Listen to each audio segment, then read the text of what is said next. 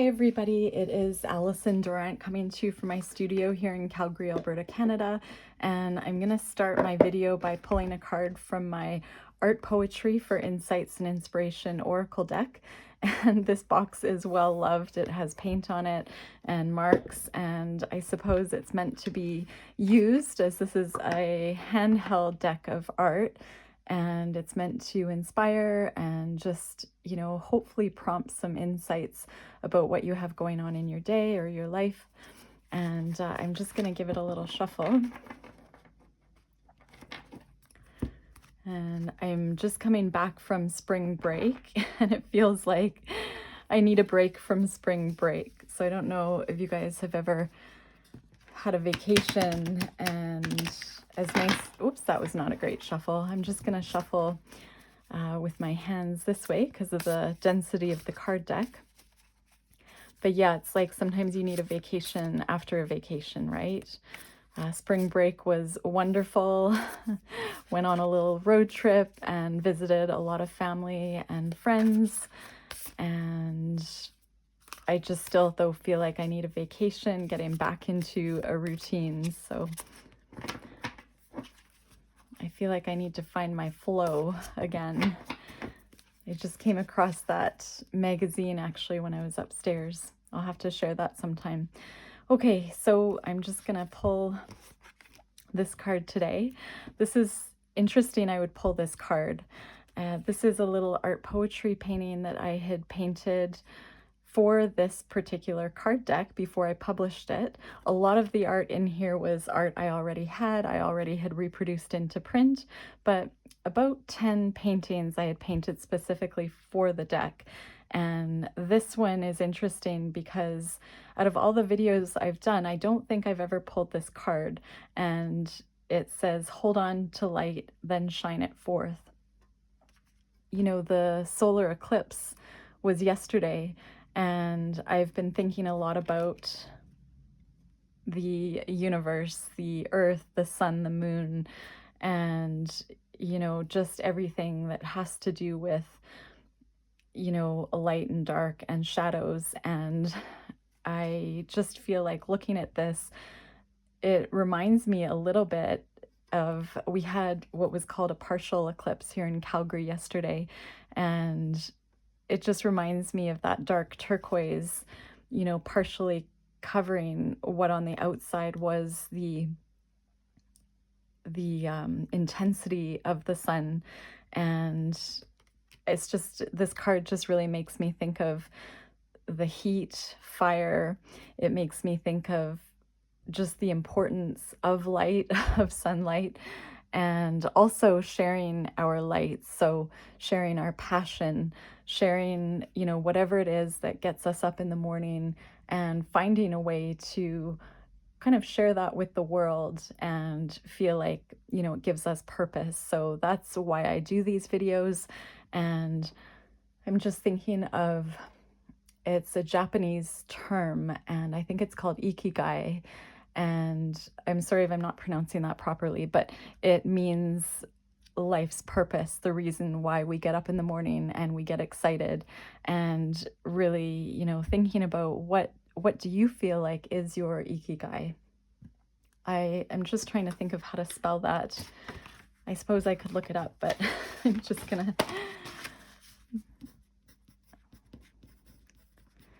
I'm pretty sure it's spelled I-K-I-G-A-I, ikigai. And I think that is in that book that I often share, that book titled Cultivated by Kristen Geel. I'm just going to see if I have that at my disposal. I do not see it here. My art room is quite a disaster right now. But yeah, I think it's spelled I-K-I-G-A-I.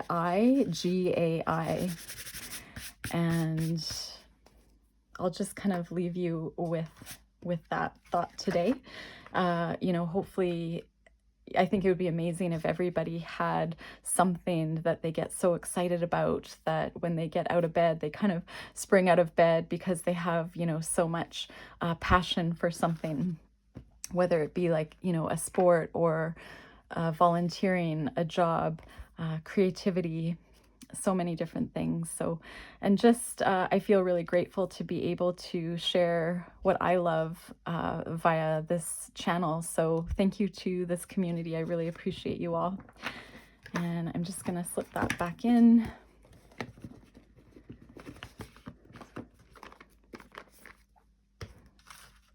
And I feel like completely out of my flow today, but I feel very much, how do you say, I'm excited to do a video. I'm excited to kind of do something relaxing and really, again, unedited and just spontaneous with you all.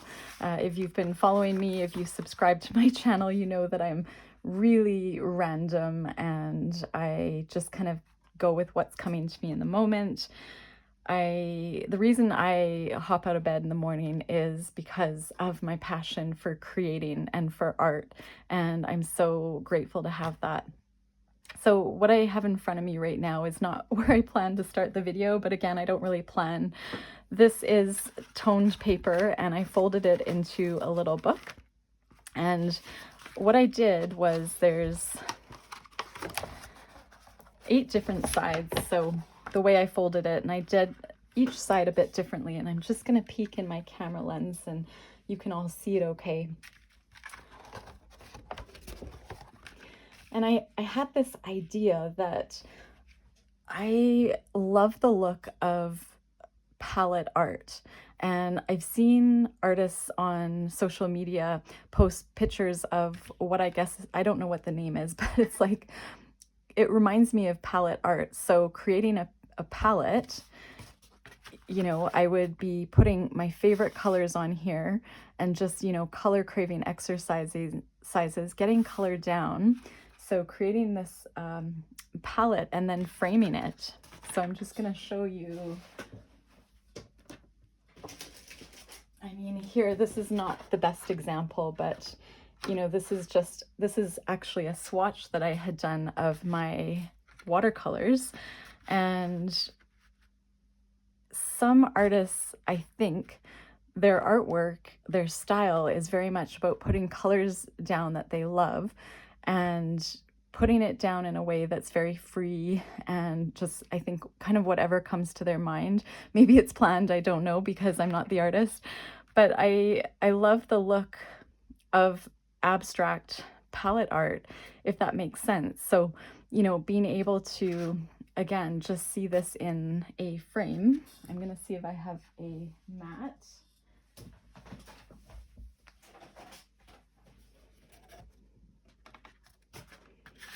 You know, say if this was really textured acrylic paint, it would be pretty cool. But, you know, turning your palette into artwork, I just think that's so cool, even without the mark making over top, but keeping it really simple. With watercolor, there's the beauty of transparency, so you could always do more layers over top to create just a beautiful transparent watercolor background. But I think art can be really simple, and sometimes we overcomplicate it. I know I do, you know, and when I see artists post, you know, their preferred palette in their style, whether it's in shapes or just mark making, it really speaks to me. And I think, you know, why don't I do that sometime? And then I kind of get distracted. But I think it's pretty neat to frame colors that make us happy.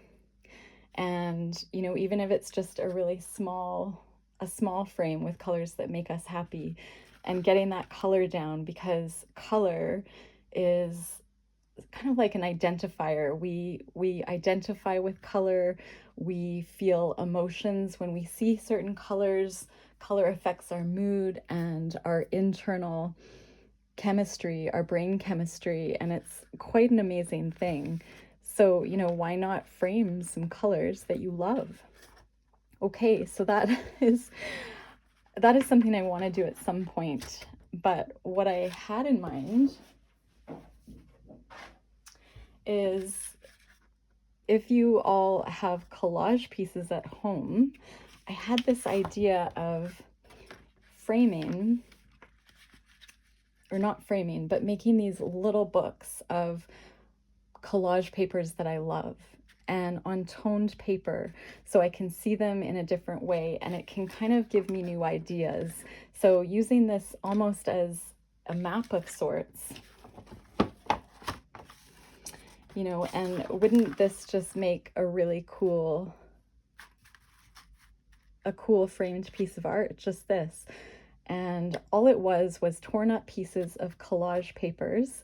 Now, if you have been following me, you know that a lot of these solid color papers were derived from artwork I had painted over. So as an example, this is 90-pound paper, 90-pound Canson XL mixed media. Watercolor paper works as well, but Canson 90-pound mixed media paper. I was playing around with, I don't know what I was doing, but I had artwork on here and I didn't like it. I didn't want to finish it. So I just took an old credit card, like a, what do you call, like a hotel card, and went over top with a solid color, but left interest underneath. I left some transparency.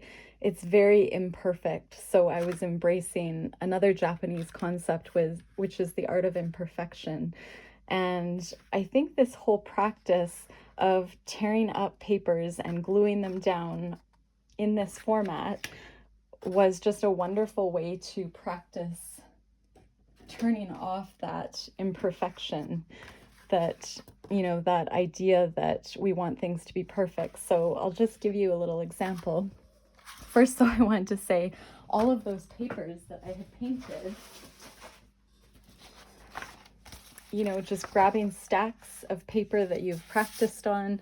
And now, you know, if you're a beginning artist, that is the beauty of painting or practicing on paper.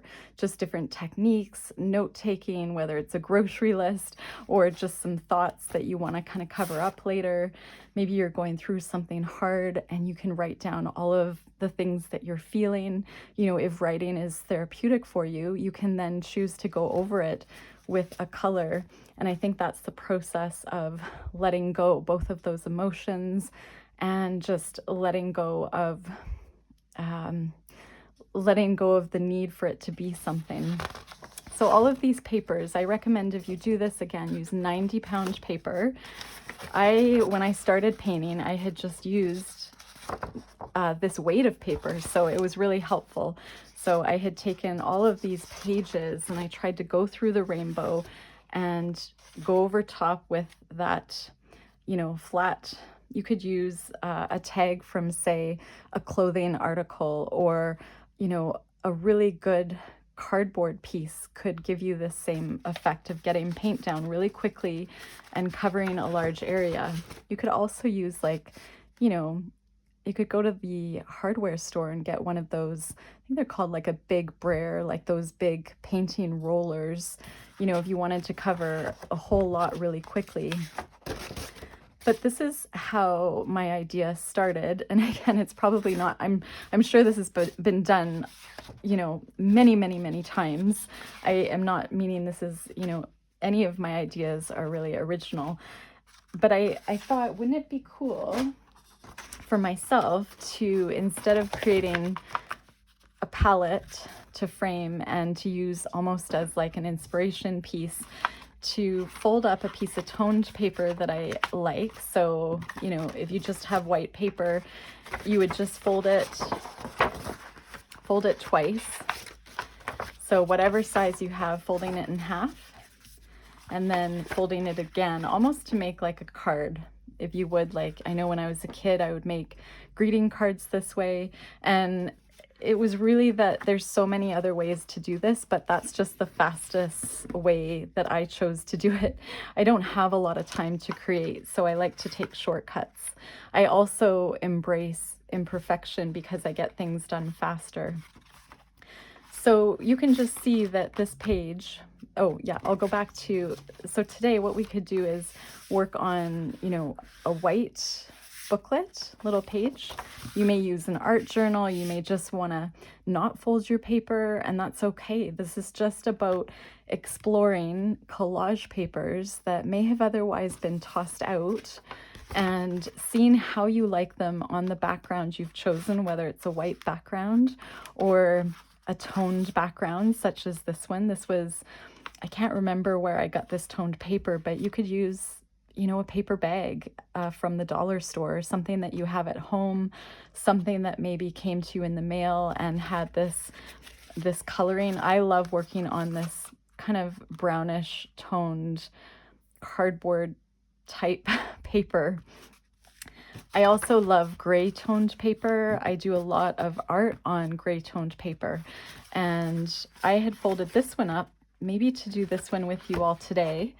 This one, you can see my son and I think we're practicing getting some pens going, or I was looking at different colors, so I can just go over top of that. But I like the idea of, once I get collage papers down in a way that I like, to have this to go back to as almost a reference.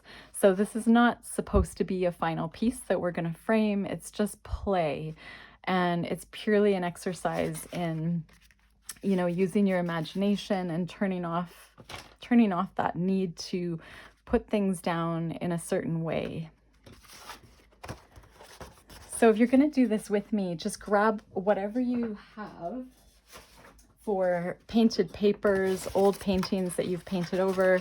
This, I had just purchased an art journal from a company called Indigo Artway, and I love, again, this brown paper. It's a slightly warmer brown than this one here. This is more of a cooler, I don't know if brown really is warm and cool, but anyway, I just really love this, that I did some mark making over top. That's one thing I should say. I had a paint pen and I just did X's because recently I've been into those X marks, or I suppose you could see it as a cross going sideways, but I really love it as an X. I also loved doing the Posca pen in just sort of that triangular way. And so, you know, say you get a paper in the mail, if it's not white, that would be an ideal opportunity to grab some art supplies and really look at what do they look like with different, you know, say an art supply that you haven't tried over top. I just happen to have this orange highlighter pencil here, and right now I'm like, well, what would this look like over top of the white? I'm just going to zoom you in a bit. So, you know, what would that look like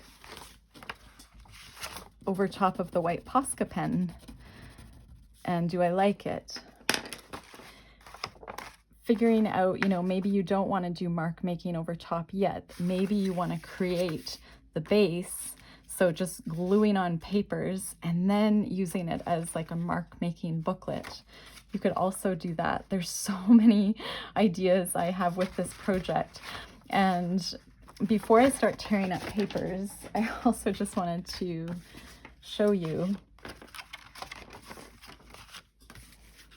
So as far as the old paintings I painted over, you can just see this is one of them right here. This bright red pink, that was just an old painting I had painted over. This one as well. This one, this was old when I took some black paper and I had a palette that was drying and I wanted to salvage the acrylic paint that was on there.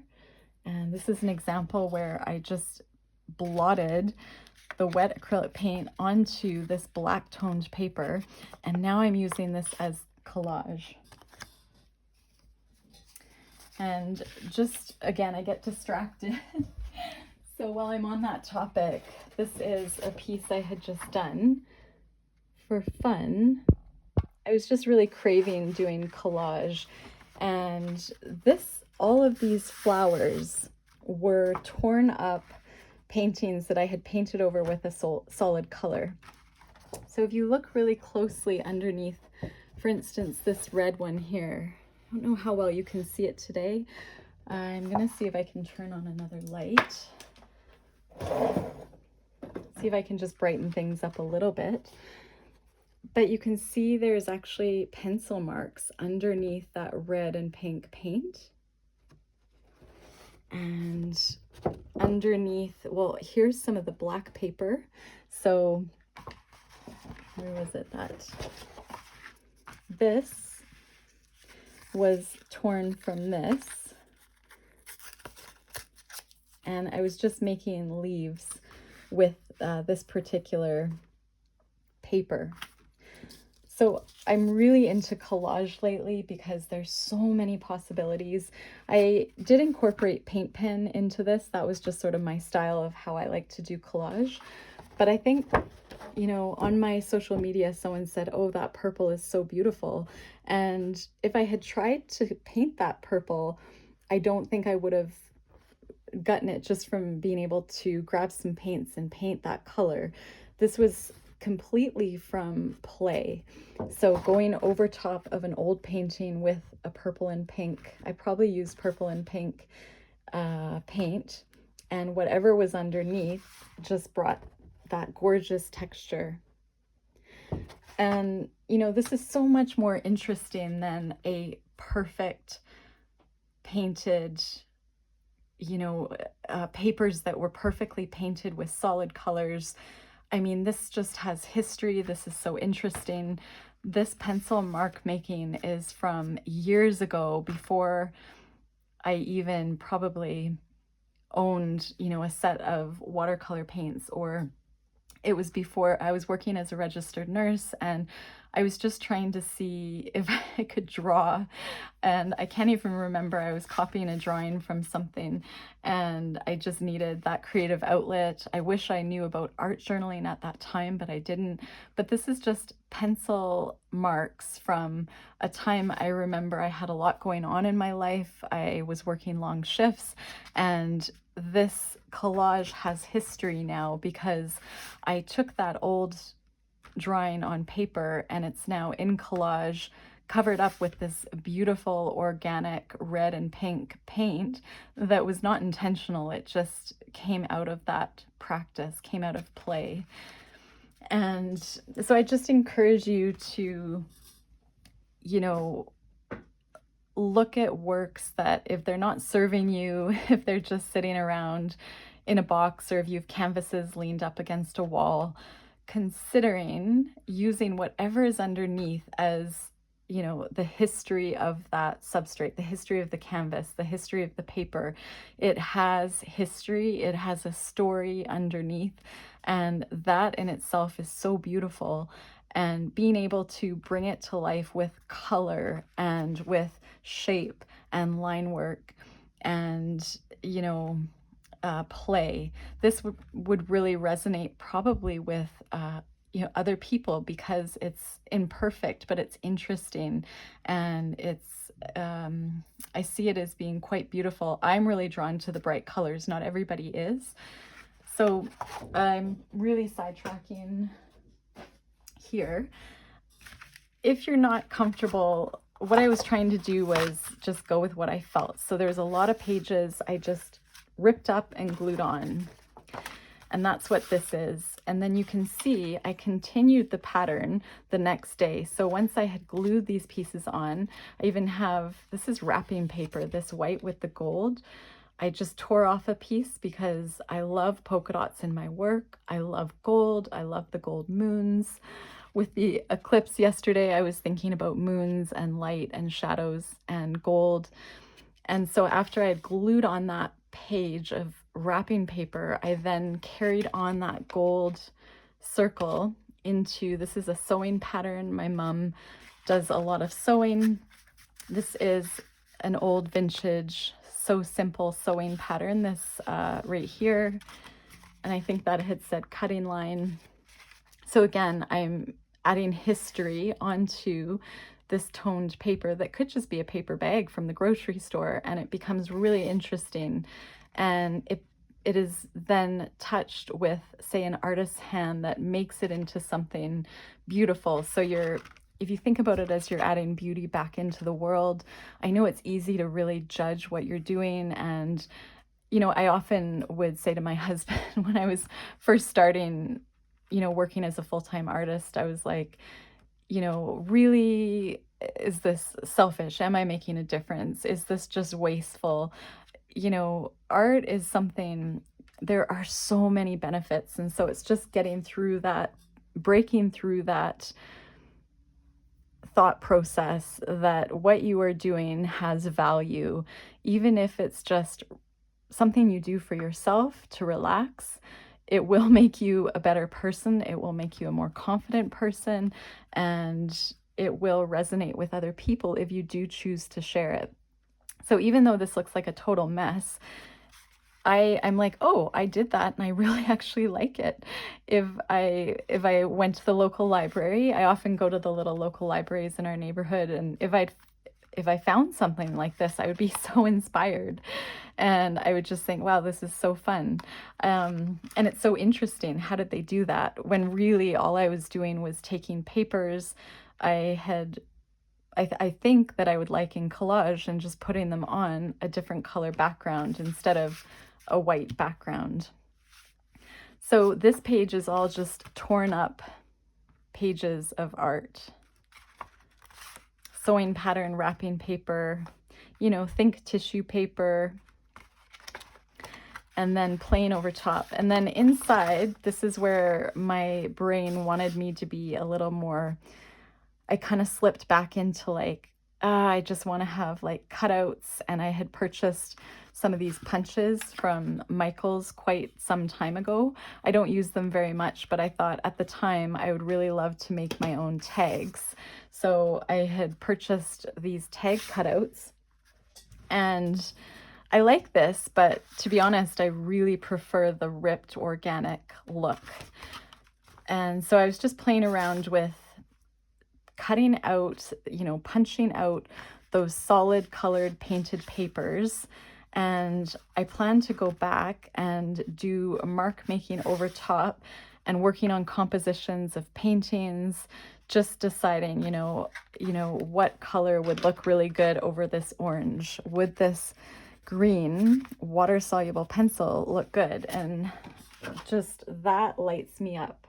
I feel like that was a good choice. That's really beautiful. So using this just for play, you can think of it as like an art journal.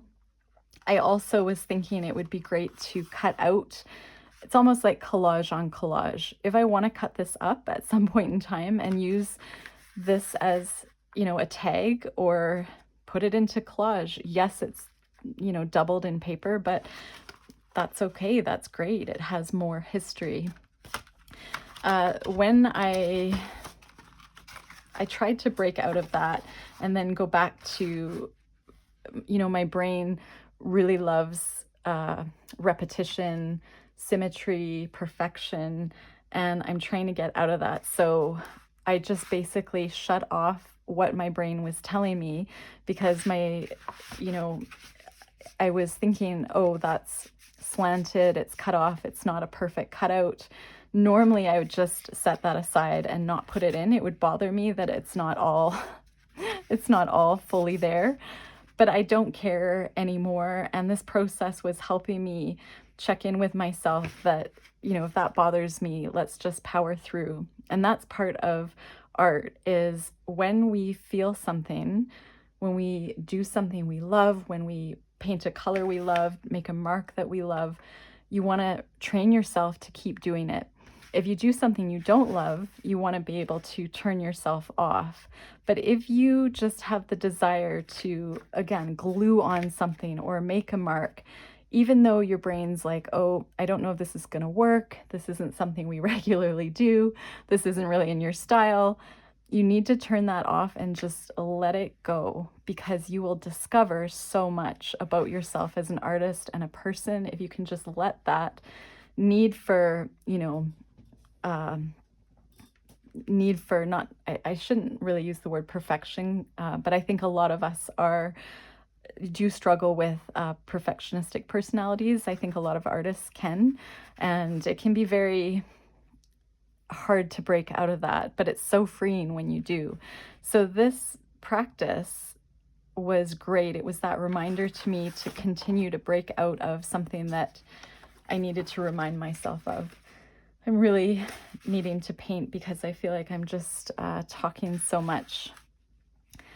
Sometimes if I haven't done a video in a while, it's like I have to find my flow. And it's the same as if I haven't painted in a while. Doing something like this is a brilliant exercise because it just gets you back into the swing of things and reminds you why you love creating in the first place. I just wanted to show you, so when I did those cutouts, I faced those this way, and then I was trying to break out of my system, and then I would turn them over and see, these remind me of like bottles that are upside down, and this one's facing up. I think it would be cool to draw flowers, you know. Right now I just really want to draw like an abstract flower in here, and just not overthinking things, but just if you have this desire to do something, to do it. I am going off track. What did I want to say? So a lot of these papers here were, some of them were from books I found in my local library. This is Japanese writing, I believe. And I just really liked the color that says Japanese ink upside down there. And I thought that was pretty cool. So going to your local thrift store, you know, going into, you know, asking relatives if they have old dictionaries. A lot of us don't use dictionaries anymore since we have Google. Using pages that you wouldn't really think, repurposing pages is a lot of fun. So this has become a little bit of a book, but again, it can be used as anything. Let's just do one right now. So if you're working on a white paper, just thinking about, you know, you can even work on this, say, during the week, just having it available, setting aside maybe 5 or 10 minutes where you have your glue stick. Whoops, I just used my Yoo-Hoo glue stick, non-toxic, washable. I think it's a pretty decent glue stick, and you can use scissors or not. I really, after doing this exercise, I like the torn look for a lot of it. And you just want to grab, so again, this was just a painted paper, and I like to tear my papers in strips. And I love this purple, it's beautiful. So just tearing and not really even caring that it's the same size as this. Might make it a little bit smaller, and deciding, you know, this is sort of a neutral, and not overthinking it, but I do want to put a bright color next to a neutral. So I'm just going to glue this on.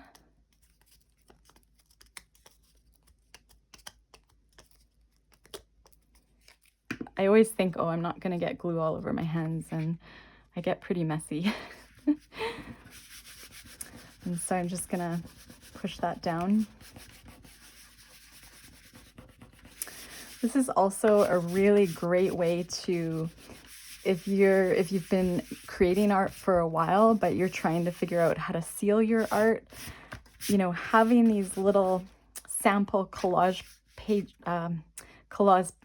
pieces in a readily available book, you know, just as an example,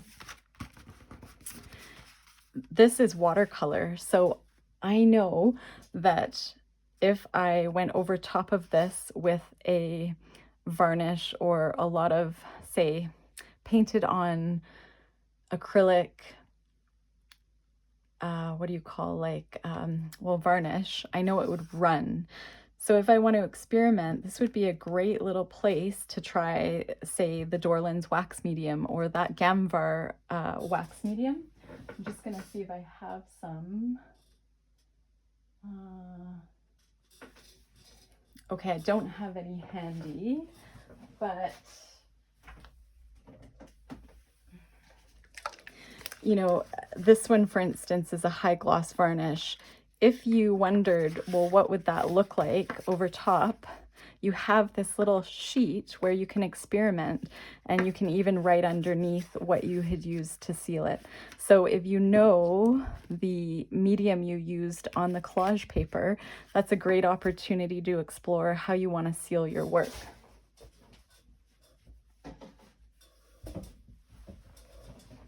Okay, so we got that purple down, and I also have this toned page beside me, and I think this purple would be beautiful on this page. I just want to do something a little bit different. So what I'm going to do is I'm going to tear a larger piece, and I'm going to put it,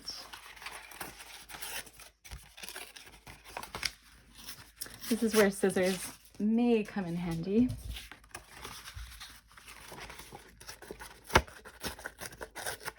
I'm going to put a larger piece on here. I really like the swirls in here. There's a lot of beauty that came out of this playful painted paper. So, and I really like that torn edge look.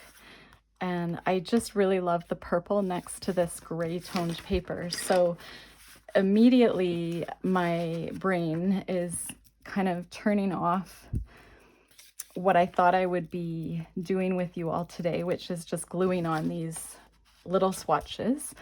But I want to glue on a larger swatched area, and I'll tell you why.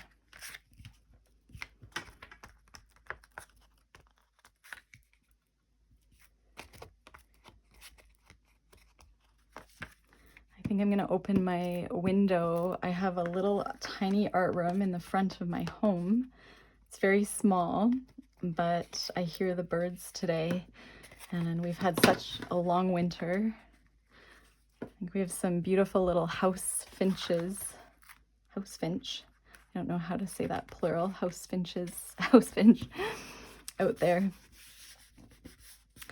And, you know, if you get to the point where you think, like right now, my mind is saying, like I'm having thoughts of, oh, why don't you use something more archival that will last longer instead of a Yoo-hoo stick? Because this could become a piece you could paint on and sell as a little, say, 5x7 in a frame.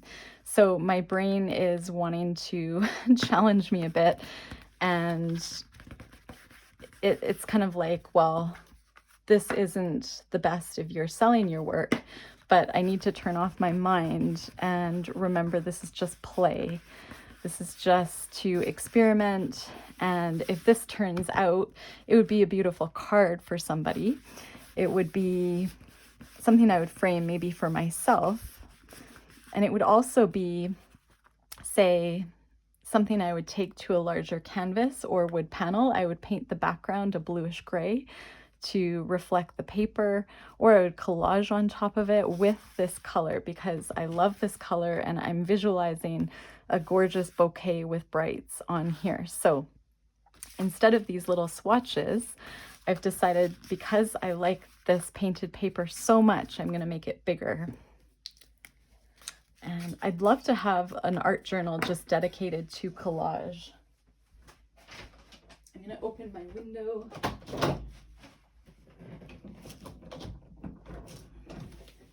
Try not to injure myself as I bend over all of my art stuff everywhere. Okay, so this, again, would just be so awesome to go back to with like Posca paint pens, or, you know, if you are not comfortable with getting an image on your work, you know, just writing an intention for the day. You know, for me, I would write, I'm trying to think. I need to prioritize my health and my sleep, and you know, I think I would write strength on here. I want to get stronger by walking more, getting more cardiovascular exercise. So strength might be a word that I would put on there today if this was like an art journal. I would put it in gold pen because I think that would be beautiful. And so back to this, if we were to grab another painted paper. Again, I know that bright colors look great next to neutrals, so I kind of followed that here. So this bright looks really good next to a more neutral paper. And, you know, there's nothing too bright around here. This gorgeous blue, it looks more beautiful because there's not as much competing. Yes, it's busy, but this blue stands out the most to me because I have the white and black. I do have a little bit of red here, but that's okay. Blue and red are complementary colors. They look good together. But it's just sort of like, you can see this is just a jumping off point for ideas. And, you know, because I've been painting a long time, I put it in a format I knew that I would respond to, but that's all part of learning. I mean, you can just put down the rainbow if you wish. And I had sort of done that with this particular spread here. And the reason I did this was because I love, again, solid colored backgrounds with beautiful florals, paintings on them. And so if, say, I did a little floral painting on this yellow and I was happy with it, I would then use this as my reference to then take to a large canvas. So this is becoming my art map of sorts.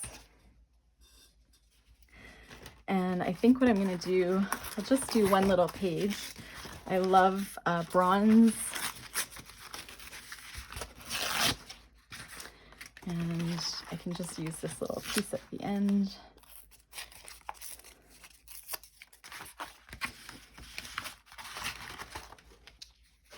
I think of this metallic as a little bit of a neutral. I think it would look really good up here.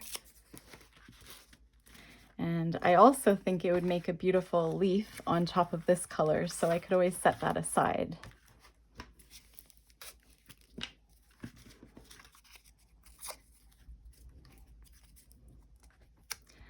And I really like my son's blue Yoo-hoo stick because it goes on blue and dries transparent, but I could not find it.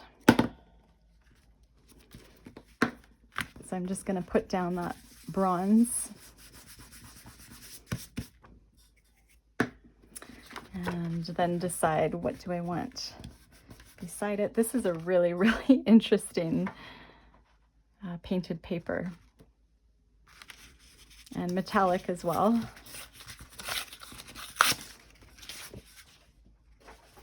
And so let's just see. I actually kind of like the yellow because purple and yellow are complementary colors. They look good when they're together. I might just put that, I don't think right beside, maybe I'll put it down in this corner.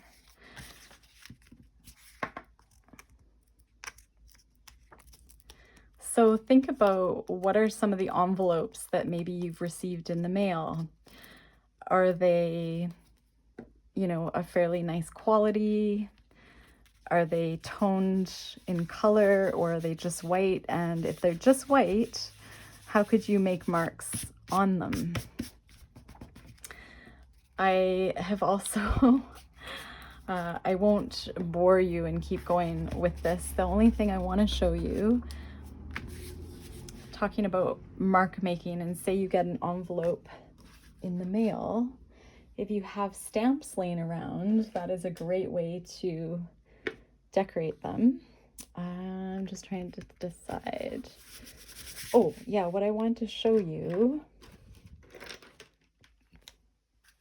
So if I was to continue this pattern, because I really like this pattern, I'm just gonna kind of, I had used this with some black paint and a paintbrush that was sort of dried up and was not the best paintbrush. And I just kind of liked that mark. It reminds me a bit of a tulip, but it kind of reminds me of, I don't know what, just a very abstract kind of mark, and it's a very imperfect mark. And because that mark was on the paper and I liked it, I think it's cool to continue that mark off of the page, and then just deciding how you like it. I actually have a really large painting I want to show you right now. So just go take a quick drink of water. I'll be back.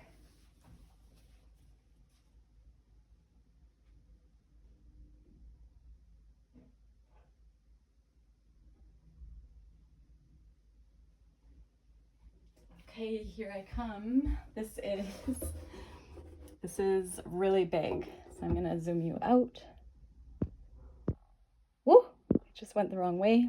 Okay, I'm gonna just bring you up.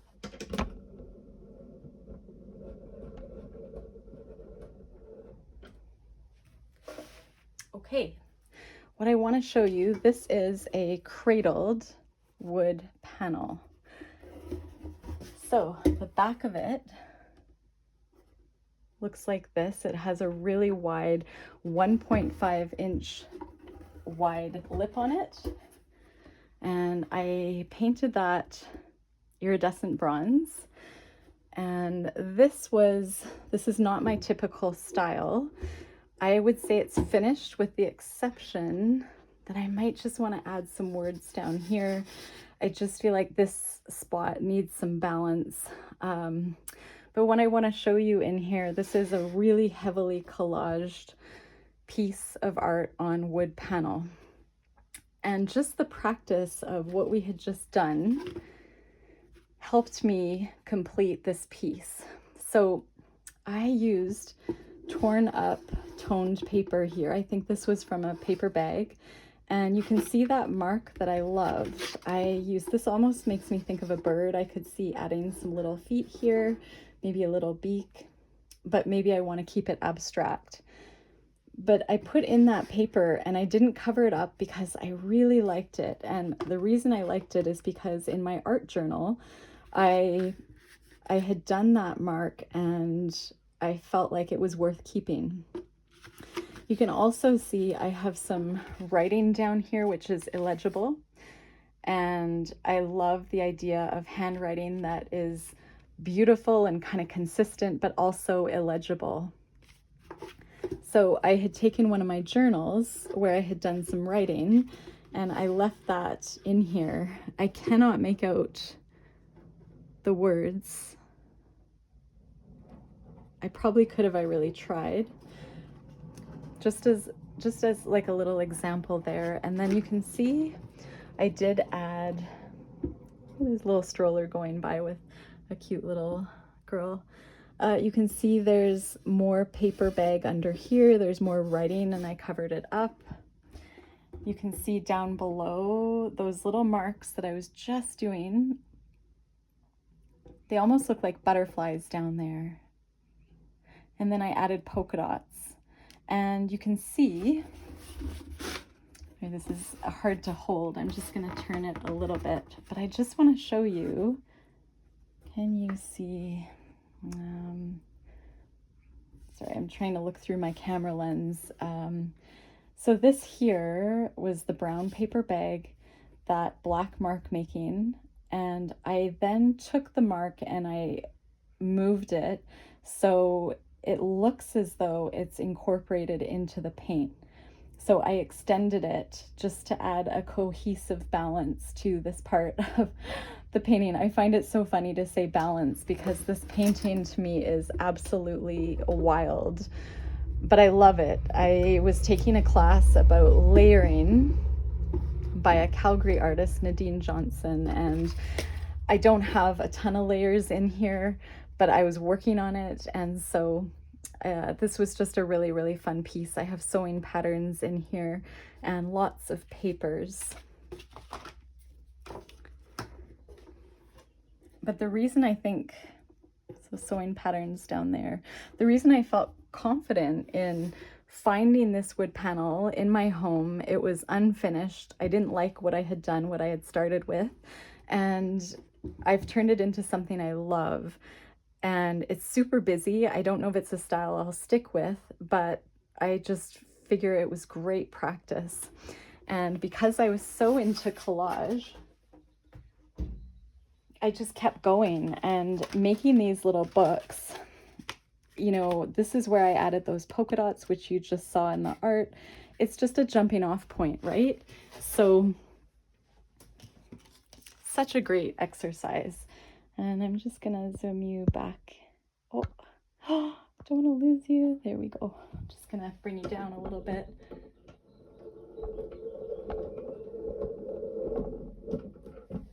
Okay, sorry for the wiggling around here. I really hope that you all find some inspiration from this video. Again, I feel very much out of my rhythm today, but this is the best thing I could be doing for myself, is a video with you all. So because over here I added polka dots, and I know that I love polka dots, I'm going to add them over here. And this is a great kind of booklet to take traveling with you. I also showed in one of my earlier videos those little accordion booklets. Just seeing if I have one. This isn't the one. This one is quite big. Oh, but there's that. Oh, I see this paint really smudged. There's that pattern though on the paper bag, and there's that solid color that I learned what I loved over the solid color. And that's how I came up with the butterfly. So again, like taking what's in my art journal and exploring, would I like it on another colored background? And anyways, these are just great to travel with, these little books.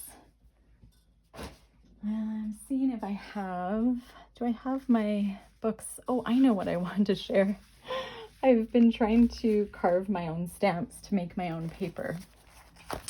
And this is just an example of, for those of you that follow me, I'm gonna just bring you up. You know that I love to paint watercolor, and I wanted to create this mark, and I love this mark so much. I thought I have to make myself a stamp. So I bought a stamp carving kit, and this was my first attempt, but I really like it. It's hard to see. And you'd have such a laugh because I'm just gonna show you. This is, I mean, you can carve erasers, right? You just have to be super careful not to cut yourself. But I had made this because I loved that mark. So I'll show you. There's lots going on in this book. So I'm just going to grab my Ranger archival ink, which I have not used in years. I bought it when I first started doing art journaling, and I never really used it. So I'm lucky it didn't dry out. And I carved this stamp. I think it would look really cool with that watercolor background. And I really like that it's imperfect. It reminds me of little tulips. You know, I could, where that black is catching on the excess eraser, I could, well, it's called a rubber block, but I really could carve it down, but I like it. I like that imperfection. And I know that there is no other stamp out there in the world like it. I think it looks like a bit of a cat in some of the areas. I would turn it into a cat. I could turn it into a pumpkin or a tulip. But creating your own marks is so awesome. And again, the way I stumbled on this one was by using a paintbrush with black paint and just going like this. And because the paintbrush was dry and well loved, it came out very irregular. And it turns out that is my favorite mark in my art now. I wouldn't say in my watercolor pieces, but it's just really, really a beautiful, beautiful mark. So I could just put that right over that yellow and get off the ink. Oh, but I was going to say you'd have such a laugh because I was all excited and confident about how this turned out. This is my first one. And I thought, well, I'm going to carve out my signature. And so I tried to write Alison Durant, so Adawrant. And then I forgot that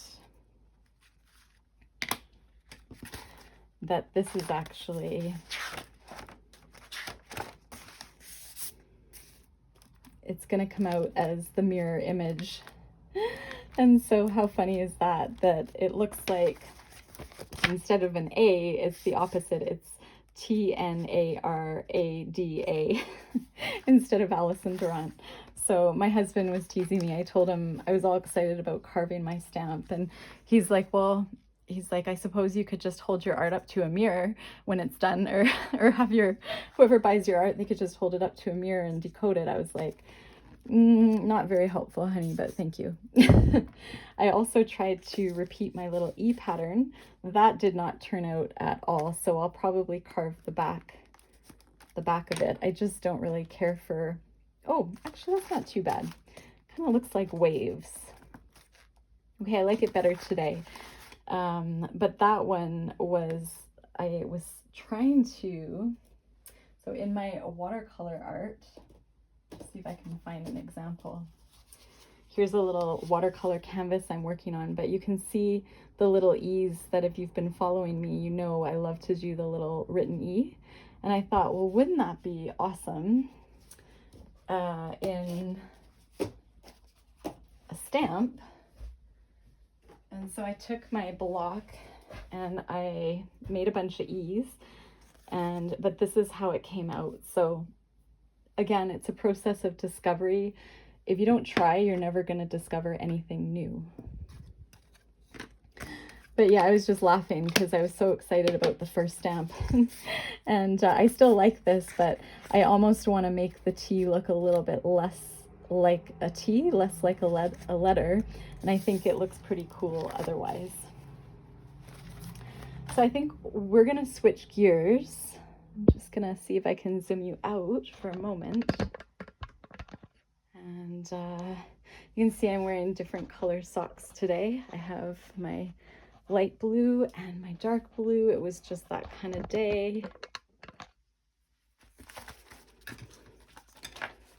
And I want to show you, well, hopefully you got some inspiration from just that little blurb I did. Okay, I'm going to move some stuff. And yeah, so I've been doing watercolor on canvas. And the only thing I find, gosh, it takes a lot of time because I prep the canvas with gesso first, and then I prep it with an absorbent ground, which is specifically for watercolor. So it's like gesso, it's this white type of pigmented, almost like acrylic paint, but not, and you prep your canvas. And I really wanted to do watercolor though on, you know, my art poetry style on these little mini canvases. And I'm gonna coat these with wax medium when I'm done. They turned out pretty well, but just the process and the toxicity of that process where you're using the absorbent ground to coat them, I just wanted to kind of share that with you because I love doing watercolor. I love it on canvas. I'd love to paint larger, but it's just been a real learning curve. I have done it, and I just thought I'd share with you these cute little minis. So these are not finished. I still have quite a bit of mark making to do, but I have, as you know, been working small lately, and I just thought I'd share that. I also discovered, so these again are works in progress. This one's almost done. This is an aqua board. So if you love watercolor, this is more costly, of course. This is called an aqua board. I used to paint a lot on aqua boards. However, they're very, very heavy. And I was talking to one of the guys at the art store, and he said the trouble with the aqua board is if you scratch them, they're done. They're really easy to scratch if something rubs over top. And I have not had that trouble yet, but I just thought I would share. So again, this is how they come. This is quite expensive, $17.50 Canadian for a pack of, well, there's 4 in here, 4 of these aqua boards. And there's a lot of different brands, but in Canada, we don't have a ton of choice. I'll show you what I'm using now. So this is an aqua board. I haven't quite finished this one. I feel like this one is probably done. And this is the replacement board that I've been trying. and I'm loving this. So I wanted to share with you all this brand. So it's more lightweight. Now, again, I'm in Canada. I purchased these at Kensington Art Supply in Calgary, Alberta, Canada. These were $22.75 Canadian for 3 8x10-inch boards. They're called Crescent Creative Product Watercolor boards. I love these though. So again, it gets around that need to prep my surface with an absorbent ground to be able to paint. And it's way more sturdy than paper. So, but just before you go out and order any of these, again, they're an investment. So you want to feel really confident in your watercolor art before investing in a board. This is the back.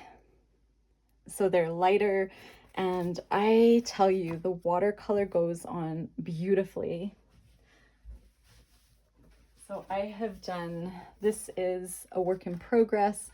Today was not my day. I'm going to cover that up with a little bird because I got gold paint pen there. And I was working on a series. This is another one I'm working on.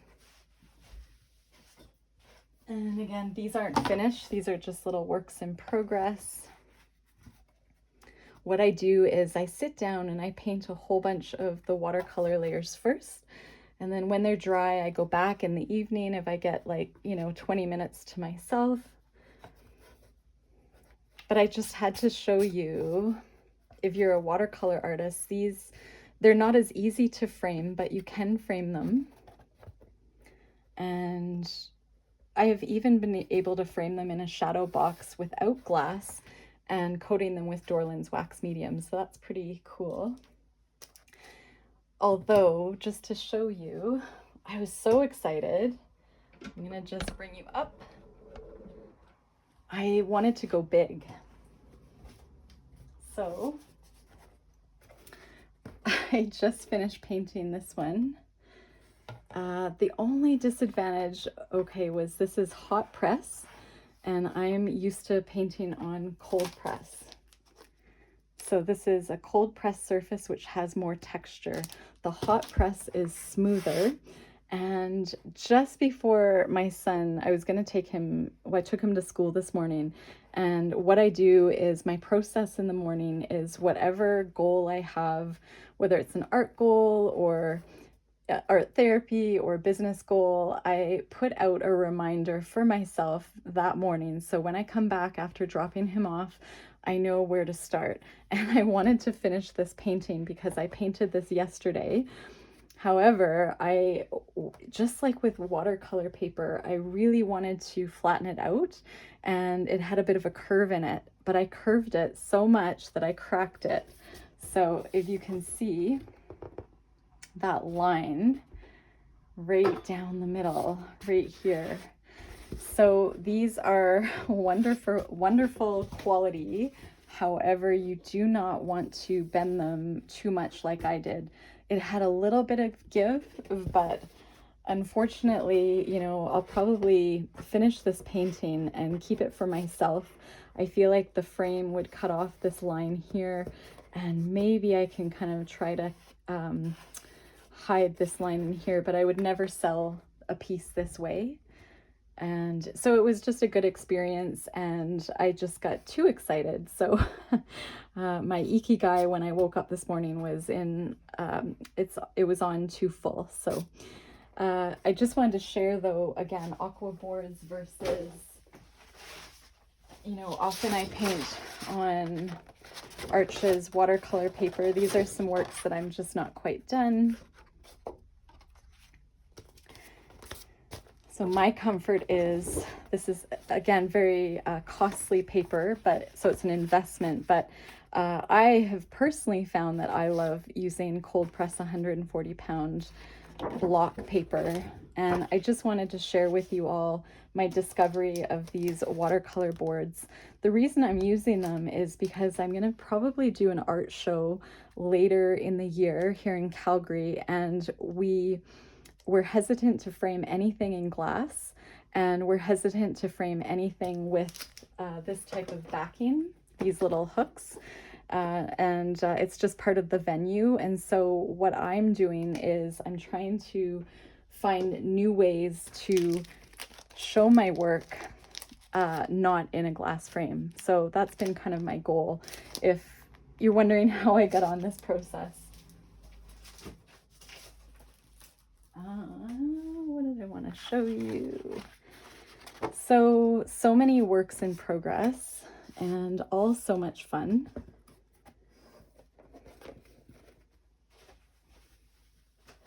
And I feel like I'll probably call it there, and I'm just going to end with today's date in my little 2024 Artist Almanac calendar, and maybe I'll read a page from my book. So Tuesday, April 9th, that's today.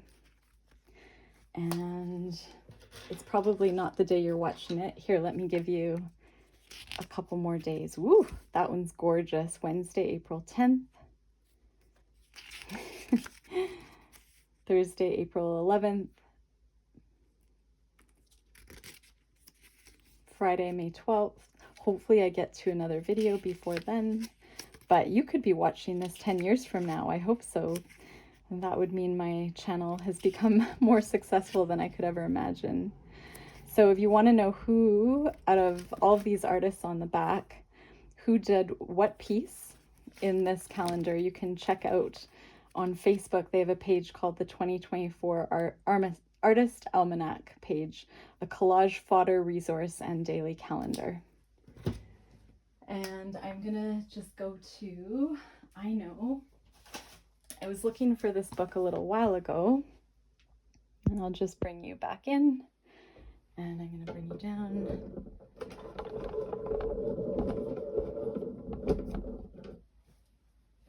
And I'm gonna finish with Jessica Swift's book called Radiant Rainbows. Jessica has a beautiful story of resilience and the meaning behind the rainbows, and just about the grief and loss that she had gone through prior to publishing this book. I believe it was a year or two ago. Messages of hope, healing, and comfort. And you know, I think it was this book that made me really want to publish my own deck of cards for the same sort of reason, messages of hope, healing, and comfort. And that is sort of my intention for why I created my art poetry card deck. I just love that she put her grief and everything she was going through into creator therapy. So like art therapy and creating for the process of healing. So do check out Jessica Swift. It has a really, really beautiful story about the death of her husband. And this is just, I think this would make a lovely gift for somebody. If it's like somebody that, you know, you just don't know what to get somebody. So many beautiful words in here, and the rainbows are really inspiring. Her artwork is gorgeous, and I'm just gonna see here. Yeah, what I'm gonna do, just do a little flip through. Before I created my art poetry card deck, I went to bed one evening and I looked through this book. And I realized that I love this book so much and I haven't been using it as much as I'd like. But I was choosing words that I felt were meaningful and words that I might want to incorporate into my deck. So strength was the word that I was wanting to write on this beautiful purple background. And so what I'm going to do is just read you what she wrote for strength. May you unearth the strength to keep going in the face of all that feels unbearable. May you know the peace that comes with not knowing what comes next, but of also knowing that you were made for this and that you will be okay. See, her book makes me emotional because it's so beautiful and thoughtful, and just these colors I'm just feeling. May you believe that you have what it takes to keep going, and you will be okay. You will be okay. You will be okay. That was a really, really beautiful page for me to read today. The whole reason I got into art just before I had my son was for art therapy, art for myself, art journaling, because I was going through loss and grief, and family planning was really challenging for my husband and I, and I'd always wanted kids. And I was going through a lot of health appointments, and as I mentioned, loss. So I think that is it's what brought me here today. So at the time it was so hard to go through what I was going through, but it has just taken me to this place of creativity, and I live my life so creatively, and it brings me so much joy and happiness, and I think I can give back more to the world because of what I went through. Creativity, I'll just read this little page. May you let go of black and white and live inside the messy gray. May your imagination lead you to surprising solutions, and may your originality lead you in the direction of your deepest desires. May you shine, may you shine, may you shine. And I have this thought that wouldn't it be cool to make an art journal just of rainbows? Maybe rainbows that you create with your grandkids or your kids, or just some for yourself, exploring what colors go nicely together. As I was talking about earlier, if you really want those bright colors, if you love brights, if you want them to pop, you want to put a neutral surrounding them.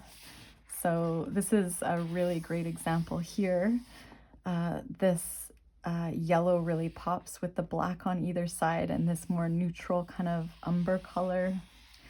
And this red pops next to the gray, or sorry, the black on each side and the white. Just see if we have any other ones in here that I really, really love this, because these are, again, gorgeous colors, but that dark maroon background looks amazing. Here I feel like I want to stop my video, but now I'm like, I just want to paint a rainbow on here with Posca pens. So do I have all my Posca pens here? Okay, maybe I'm not going to end the video quite yet. Maybe I will. I don't have a ton of Posca pens, but let's just, this one Posca pen. This is a beautiful emerald green, medium point Japanese Posca paint pen. And I just feel really inspired to paint sort of, and I could go outside the lines. That might look interesting. So it's just kind of, again, playing with, like, letting my mind kind of take me in a new direction. And, you know, going to the library and picking up a book, whether it's in like the home and garden section or the do-it-yourself section or the art and photography section. You know, you might discover a book, you might discover this one, you might discover another book that just sitting in the library and taking in a few pages, you know, what speaks to you. And do you have a little notepad with you, or an art journal, a folded piece of paper that you could take and explore? Is it the color you're looking at on the page of the book that you love? What is it about that book that made you choose it? You know, going to those little local libraries. Right now I'm going to try, because I don't have my orange Posca pen, I'm going to try my Neocolor 2 water-soluble crayon over top, and just seeing, it doesn't show up a whole lot. Maybe I'll try my orange one.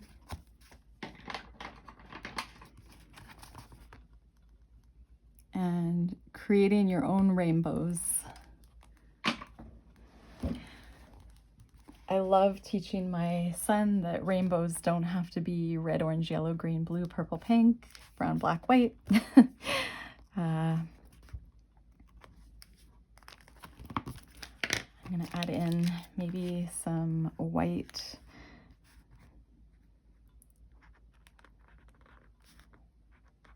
Did I tell you that my art studio faces my front window, and there's always people walking by, walking their dogs. Some of my friends trying to get my attention. Some of the younger kids come up to the doorbell to see if my son is home. So it's kind of funny and distracting for me some days, but of course I love it. I almost want to do something a bit thicker and brighter. What color do I want to use? Let's see what I have handy. I do have yellow.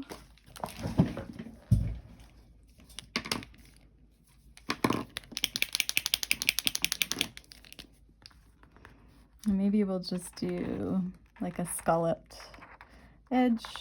And with Posca pens, you always want to go over top of them more than once, especially if it's like a work that you're wanting to sell with a Posca pen. So waiting for that to dry and then going back over top of it is a really, really great way to solidify that opacity in the Posca pen, because they're great pens, but the key is to shake them before you use them. Shake them with the lid on, don't push down too hard. Get that cartridge moving, and do not store them upright because that cartridge will dry out. So just really learning how to use the pen. I know when I first purchased them, I didn't take the time to learn about storage, or I was just so excited to use them, and I think I would probably still have some of them if I learned that proper way of storing them. A lot of this is still wet, but I'm just going to see if I could go in with a little bit of turquoise, maybe in that white triangle. And again, imperfect, it's not a perfect triangle. I'm really just creating a pattern that's coming to me in the moment. And thank you, Jessica Swift, for inspiring me today. And since I'm here, I am going to write the word strength. Just trying to decide, maybe I want one more. I really like the bronze. I'll just do, ideally I would have a thicker bronze, but I'm just gonna do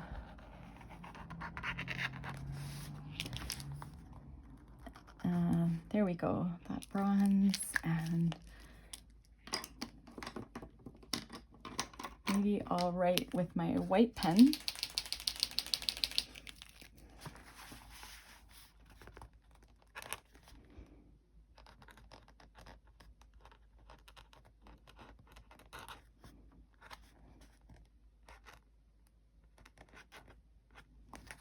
I'm really tired today. You know, when you write a word and you're like, is that the word? S-T-R-E, strength. T-H. No, I'm so tired today. Oh my gosh. I put it backwards. That is so funny because I've been working with my son on his letters. Oh my goodness, I can't believe Oh well. You know I'm human. I don't edit my videos. This is staying in there. I don't know how to spell strength, transposing letters, but okay, good thing it wasn't like a final piece. Oh, and this just shows the beauty of a water-soluble material over like plasticky dried acrylic paint, right? This paint pen. Strength, T-H. It still looks really weird to me. Something about that partial eclipse just is making me question my sanity. Where was her page on? Okay, I don't know where her page is, but you know, this is art. This is creator therapy at its finest, and I just encourage you to not put any rules on what you're working on right now.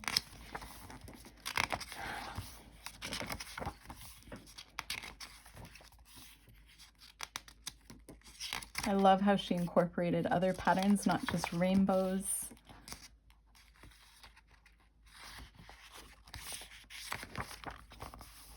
I love this one, gratitude. May you stand at the still point between where you were then and where you will end up and say thank you.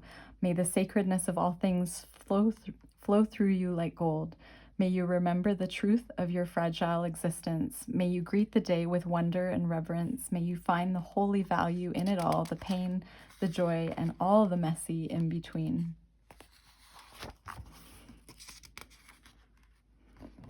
This, I really like those colors. Again, if I had like a yellow background, kind of that, I don't even know what color that is, but that sort of, it's like a dull yellowish green almost, and just that orange pop. It's very inspiring.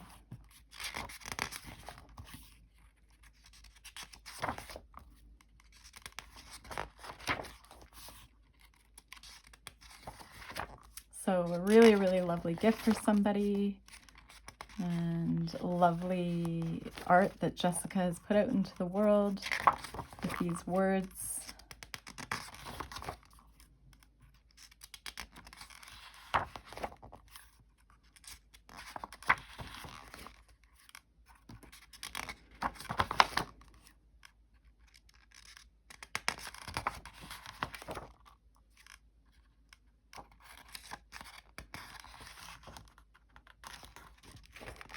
And there's a picture of Jessica. And so you can follow her at jessicaswift.com and as well at Jessica Swift on Instagram. And I believe she's wearing Lindsay Link's earrings. When I was taking classes through Flora Bowley and Lindsay Link's the Fresh Paint course, I believe those are Lindsay's earrings. Those are pretty awesome. Artists inspiring artists. Okay, so, oh, the perfect gift for anyone going through a hard time. This book is the hand that lifts you up and nudges you to keep going through wishes, prayers, and affirmations. So anyways, check out that book, and it might even be at your library. And thank you for staying with me through my unedited, spontaneous video. I appreciate you all.